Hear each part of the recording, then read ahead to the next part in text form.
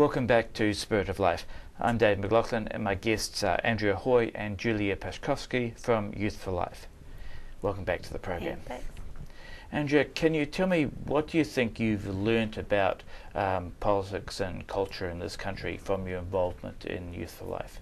Okay, when I joined Youth for Life, I didn't know a great deal about politics in Victoria, and it opened up a whole range of questions that I needed to know about how actually bills were passed and how laws were made. So I learned a great deal about how that happened and how easily politicians can be influenced by people going to see them, like local candidates, and putting pressure on them about what you believe in and groups of people believe in, and trying to sway the way that they vote.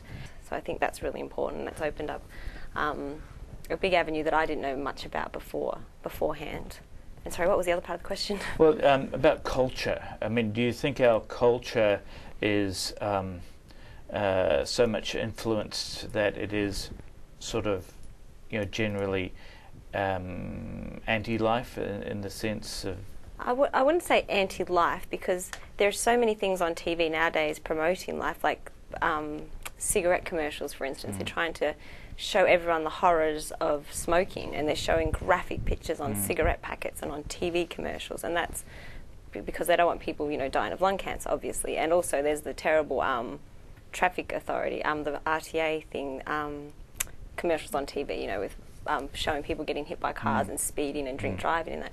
I just think it's a very selfish mentality.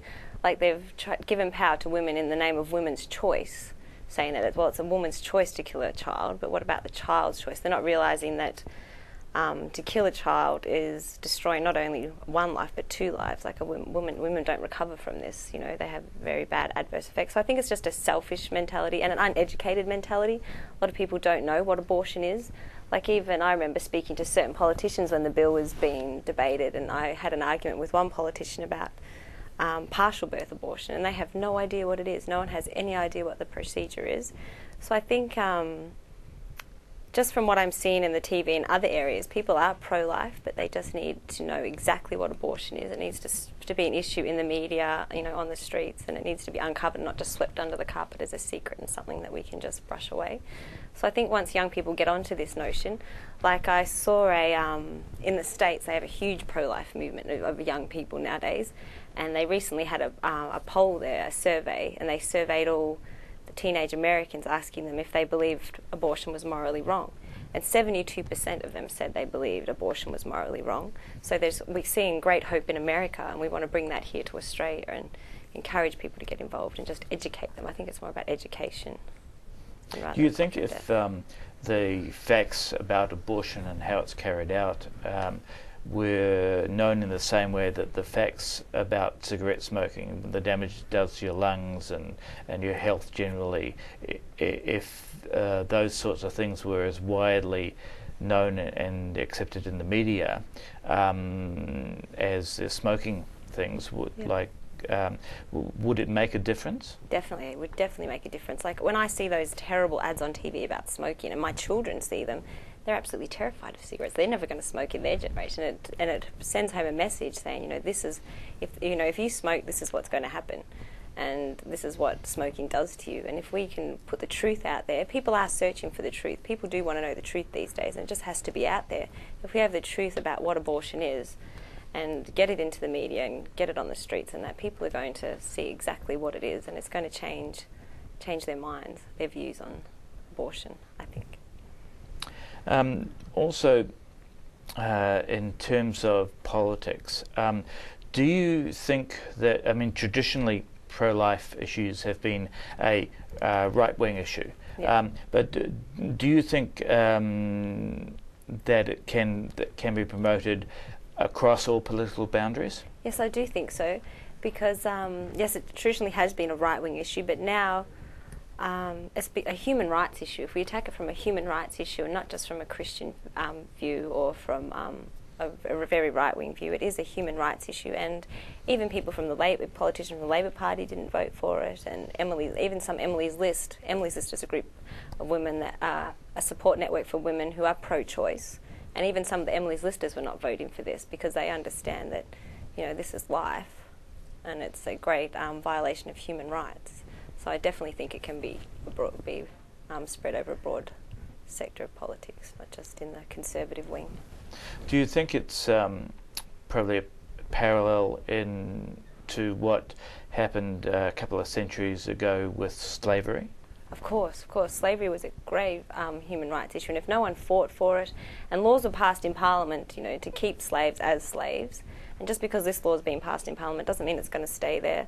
People have to fight for it, people have to get out in the streets, people have to talk about it, and even after slavery was abolished, there were still other issues about segregation and things like that in the community. So if we can turn the law over on abortion, we're still going to have to fight with other issues. But definitely slavery is a big example of how people can change, how 200 years ago it was fine to kill the slaves. Slaves weren't human. They said Jews weren't human in the Holocaust, and now they're saying the unborn are not human. So it's just a matter of time before we can get that turned around in public opinion. So yeah. Julia, you have your own pro-life story. Tell us a bit about that. I do.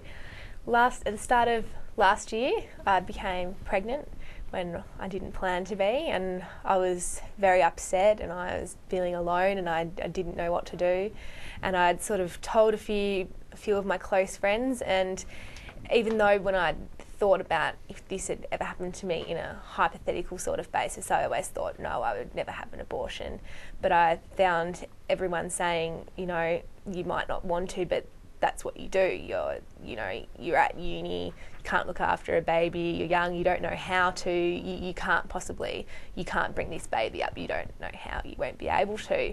So your only option is abortion. So before I knew it, I was booking an abortion that I didn't want, and I went there and basically went all the way to, I was on the table about to do it, and then something inside me just went, no, you can't do this, and I got up and caused a bit of a scene, and luckily I didn't go through with it, and I'm just so grateful that I didn't, because it wasn't what I wanted, and I was so upset at the time. And they say, like, the abortion providers say to you afterwards, you'll feel relieved. Well, I've never felt so relieved in my life that when I didn't go through with it, because the decision was made and I knew it was the right decision for me, even though everybody had been pressuring me. All my friends and some of my family had said, this is what you have to do, you don't have a choice. And the abortion providers, when I was there, were saying, what's wrong with you? Why are you so upset? No one behaves like this. What's the problem? It's just some tissue. They act like it's just a medical procedure that you just have to go and get it over with and it'll be fine. The next day you'll be fine. But it's not. It's now I've got my little girl and I love her so much, and I just can't even imagine if I didn't have her, if I had have killed her. I look at her every day and I feel so guilty that it even crossed my mind, and so that's why I really want to get involved, and I want to stop girls from ruining their lives, because that's all I could think when I was pregnant. I thought, my life is over, I've ruined it. But if I had have gone through with it that day, that would have ruined my life, not having my beautiful little girl. On that note, we have to go for another short break. You're watching Spirit of Life. We'll be back in a moment.